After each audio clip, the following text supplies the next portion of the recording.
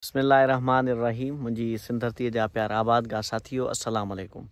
दोस्तो, हिन वक़्तु आऊं अब्बास फार्म ते मौजूदु आहियां ऐं मूंसां गॾु प्रोग्रेसिव ज़मींदार ऐं साईं मोहम्मद ख़ान वसाण साहिबु जेको आहे फील्ड में मौजूदु आहे। ऐं आउं आबादगारनि खे ॿुधाईंदो हलां त हीअ वैरायटी जंहिंमें कणिक जी असीं बीठा आहियूं इहा आहे TD1। त अॼु साईं मोहम्मद ख़ान वसाण साहिबु असां सां गॾु फील्ड में मौजूदु आहे। त साईं खां पुछंदासीं त हीअ कहिड़ी तारीख़ जी काश्त आहे ऐं हिन खे घणा ॾींहं थिया आहिनि। साईं अस्सलाम वालेकुम। वालेकुम सलाम दोस्तो। जीअं त TD1 ॿिज जेको आहे उहो बेसिक TD1 उहा आहे जेके ॿिज जा प्लाट आहिनि ऐं हीअ 8 नवंबर जी पोखी आहे। त इन जी माना आहे त लॻभॻि हिन खे 70 ॾींहं थी चुका आहिनि। अच्छा, 70 ॾींहं थी चुका आहिनि।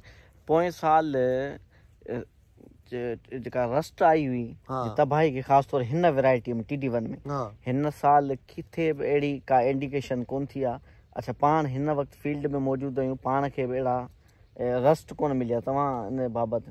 हा, छा आहे दोस्तो, हिन ॿनीअ खे सॼी खे माना चेक कयो त माना पर्सनली ऐं रोज़ु चेक कयां थो। ख़ासि तौर ते TD1 खे छॾियूं कोन पिया। हीअ सिंध जी भली वैरायटी आहे, त ईअं न थिए जो आबादगार रस्ट जे करे हिन खे लूज़ करे वञनि। ऐं अॻे साल त 55 ॾींहंनि खां पोइ हिन में रस्ट अचणु शुरू थी वई। हींअर मूं ॾाढी ॻोल्ही आहे, हिन माना सिंपल तौर ते पन पिया आहिनि पर रस्ट वारा कोन। अञा रस्ट हिन में का ज़ाहिर कोन थी आहे। 70 ॾींहं गुज़री विया आहिनि ऐं उमेदु कयूं था त जेका मौसम आहे शायदि अहिड़े क़िस्म जी आहे। पर हाल स्प्रे जेको आहे न उहो नटीवो जो हिन ते करिणो पवंदो त मतां वरी हिनखे रस्ट अची न वञे।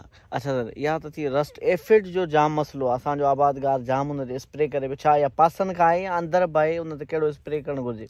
हाणे इहा ॻाल्हि ऐं आबादगारनि खे ॿुधाईंदो हलां त जेको एफिड आहे अक्सर तौर ते जेके माना ॿनीअ जा बना हूंदा आहिनि या तव्हांजा हीअ जेके वाटर कोर्स चैनल उतां खां माना इहो जेको आहे सो लॻंदो आहे। विच सेंटर में घटि हूंदो आहे, किथे किथे थोरो घणो, बाक़ी इन में हूंदो आहे। ऐं उहो जेकॾहिं तव्हांजी हीअ उस वधीक लॻे थी त इहो ऑटोमेटिकली ख़तमु थींदो। स्प्रे करण जी ज़रूरत कोन्हे। अगरि कोई स्प्रे करणु चाहे थो त लूणु हणंदो त भई मरी वेंदो। जेको एॾो को सघो कोन्हे को, या का बि इमिडा किलो पर दवा हणंदो। बहरहाल असां जेको आहे सो इन पोज़ीशन में रहियूं त इनखे दवा कोन पिया हणूं, छो जो ॾींहं हाणे गरम थियणु शुरू थी विया आहिनि। अच्छा सर, हाणे मेन मुंहिंजो सुवालु आहे, तव्हांजा असीं वीडियोस जेके आहिनि से फेसबुक ते, व्हाट्सअप ते या यूट्यूब ते बि इवन त रोज़ बाय रोज़ जा ॾिसूं था अॼु एफिड लॻो आहे, हिनखे हीअ स्प्रे थींदो या कोन थींदो, या को मसइलो मसाइल कहिड़ी वैरायटी बाबति। त असांजा कंपनीज़ वारा दोस्त जेके आहिनि उहे ॿिज ॾियण खां पोइ लापता थी वेंदा आहिनि। जीअं हिन साल तव्हां असांखे ख़ुशख़बरी ॿुधाई आहे त TD1 जहिड़ी जिन समय बि रस्ट कोन लॻी आहे, त इहा असांजे आबादगाह ते मालूमात पुॼायो पिया। छा असांजे जेको कंपनीज़ वारा आहिनि उन्हनि खे बि इहो अमल करणु घुरिजे या छो कोन था कनि उहे? हाणे मसइलो हीअ आहे त माण्हू ॿिनि क़िस्मनि जा हूंदा आहिनि या कंपनियूं ॿिनि क़िस्मनि जूं हूंदियूं आहिनि। अहिड़ा कंपनियुनि वारा दोस्त या अहिड़ियूं कंपनियूं जेके सॼो साल फील्ड में रहनि, यानी जेको ॿिज आबादगारनि खे ॾिनो वञे थो त उन जे बारे में मालूमात जेका आहे उहा बेसिक मालूमात माना मुहैया कई वञे। हिते सिस्टम असां वटि ॿियो आहे, जेके माण्हू ॿिज विकिणनि था या जेके कंपनीज़ अहिड़ियूं आहिनि, ख़ासि तौर ते काफ़ी कंपनियूं तव्हांखे लभंदियूं या मार्केट में तव्हां सोशल मीडिया ते ॾिसंदो त उहे मुख़्तलिफ़ माण्हुनि जा फ़ोटू जेके आहिनि फील्ड जा कढी उहे लॻाए पोइ उन ते जेको आहे सो पिया लॉन्चिंग कंदा आहिनि, डेमोन्स्ट्रेशन हलाईंदा आहिनि। ईअं कोन्हे।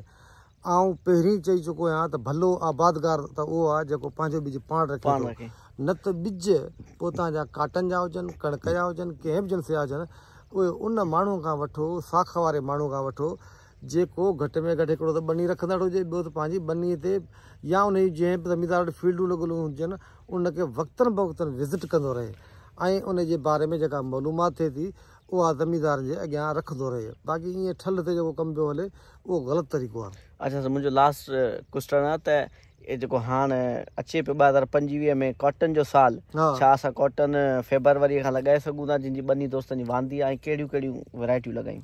हा, इहा मेन तव्हां क्वेश्चन कयो आहे। त पहिरीं ॻाल्हि हीअ आहे त जिन माण्हुनि आगाटा फसल पोखिया आहिनि उहे कामयाबु पिया आहिनि, या वरी वञी मई में पोखिया अथनि।